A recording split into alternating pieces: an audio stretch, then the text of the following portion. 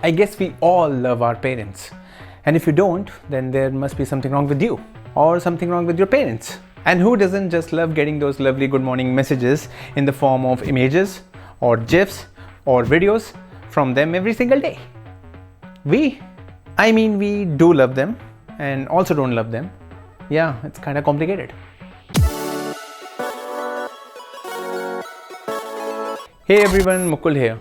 So what are the most important features we should be focusing on when buying a phone for a parent who has crossed the age of 55 or 60 and has a very limited use from a smartphone? So I was looking to buy a phone for my mom who has been primarily using a tablet for all these years and is pretty content with it. But now she felt like she should own a phone too. So I got the Moto G42 for her, but the 4GB RAM and 64GB variant, as I don't think apart from using the camera sometimes and browsing YouTube and WhatsApp, there's really anything else she would be doing with the phone, unless she's hiding something. Now whatever phone I buy for my parents, I make sure it has a mid-tier processor on it. Now the processor can be even the first or the second iteration of the mid-tier range, like the Snapdragon 680 in the case of Moto G42, as I strongly believe going for the lowest end processor is just a waste of money and no parent truly deserves the pain of using those phones. Even if they are 100 times more patient than us and can stay ultra satisfied with slow opening apps and,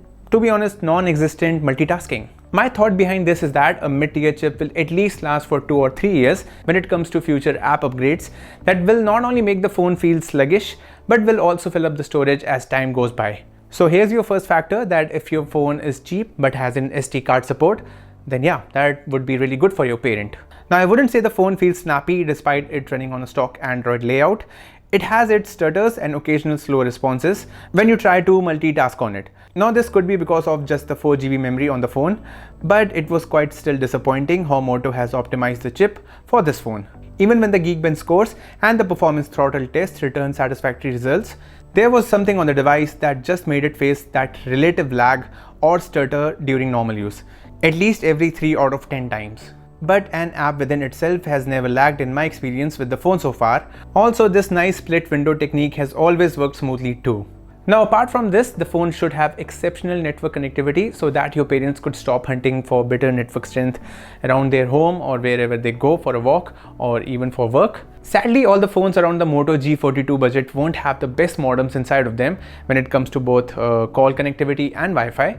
But the Moto G42 has worked fine in my testing with the number of calls I took on the phone. Also, for 10,000 rupees, seeing a 5 GHz Wi-Fi channel support on the phone is also a huge benefit. The phone also shouldn't be massive and heavy. There are phones with slightly larger screen sizes than the Moto G42 for almost the same price. But to be honest, our parents are someone who would even watch content on a 4-inch or 5-inch screens if it comes with the huge benefit of managing a smaller and lighter phone in their pockets or in their backpacks or in their purses, etc. The Moto G42 has a really nice back feel, but it definitely feels plastic and can get moderately smudged by fingerprints. Overall, the phone feels kind of boxy in the hand, but even with the cover, it still feels quite compact and light. The AMOLED screen on the phone is pretty decent too. The overall brightness is just manageable outdoors under bright sunlight, but watching content on it indoors, well, that is going to be a very sweet experience for the elderly at home. The colors on the screen will feel neutral, unlike how AMOLED panels are on more expensive phones. It's not an issue though, as watching most of the content will be good enough for most of the people who buy this phone. But yeah, if you use a phone with a 90Hz or 120Hz refresh rate display, then the Moto G42 will definitely feel like an ancient device with a 60Hz panel on it. But will your parents care about it? Hell no. They won't even get it. All they might care about is the overall brightness, and indoors it works great on the phone. The corners on the display are a bit too round and inward for my liking. Now after those important factors, the next thing that really matters are the speakers.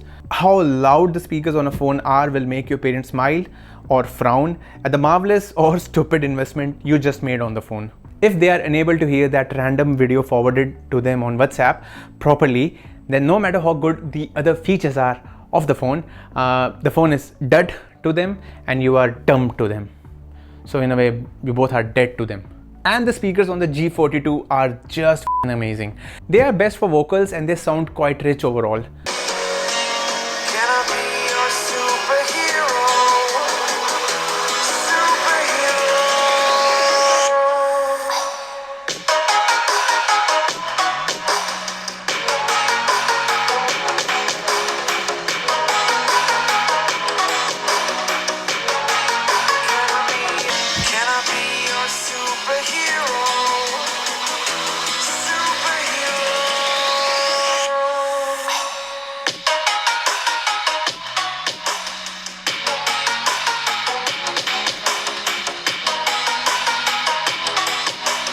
Don't expect that refinement from them, but they do a great job of keeping ears happy, and some of these ears might just want to hear stuff loud. So this proves that the Dolby Atmos feature is not just a marketing label on the box. The battery on the phone is superb. In my testing, it easily returned 7 hours of screen on time even after intense use of the phone. So this means your parents won't need to charge it daily if they are not mad Instagram content consumers like how most of us are. Even though I'm pretty sure stating that fact won't stop your parents from visiting the charging point daily, it is what it is. But charging the phone takes almost 2 hours with the 20-watt charger that comes in the box. But that shouldn't be a problem, as I'm pretty sure our parents are way more patient than us when it comes to slowly charging their phones, even if it is 2023. Now your parents won't get what bloatware is, and if you have a friend who claims the Moto phones are bloatware free, then just take my mechanical hand and slap them hard. As soon as you turn on the phone, you will see many of the apps that you never need. Well, they will get installed automatically in front of you. Not only will they crap on your home screen, but the Share Chat app will start pooping in your notification panel too.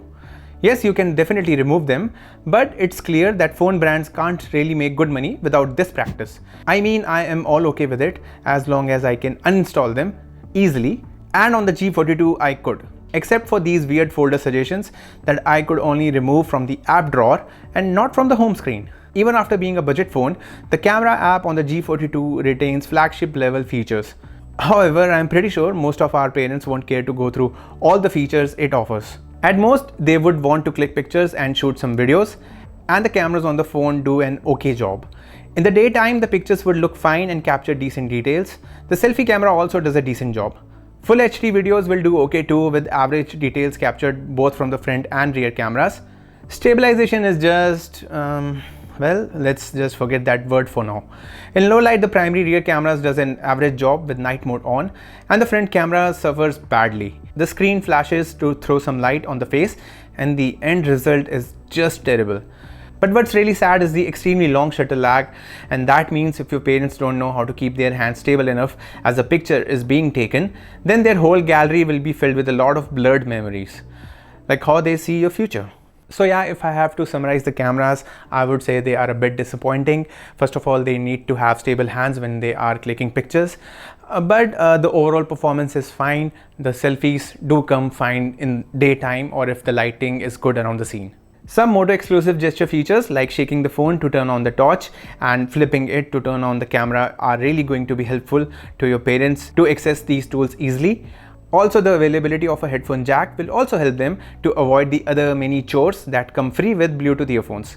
They will also find having a physical fingerprint sensor to be way more convenient than hunting one on the screen. It worked just fine on the G42. Sometimes it does miss to register, but I think they will get around it. Apart from these crucial factors, if I have to talk about more stuff, then the haptics are something that would feel very bold and heavy. So kind of terrible if you have experienced something better, but this is totally subjective.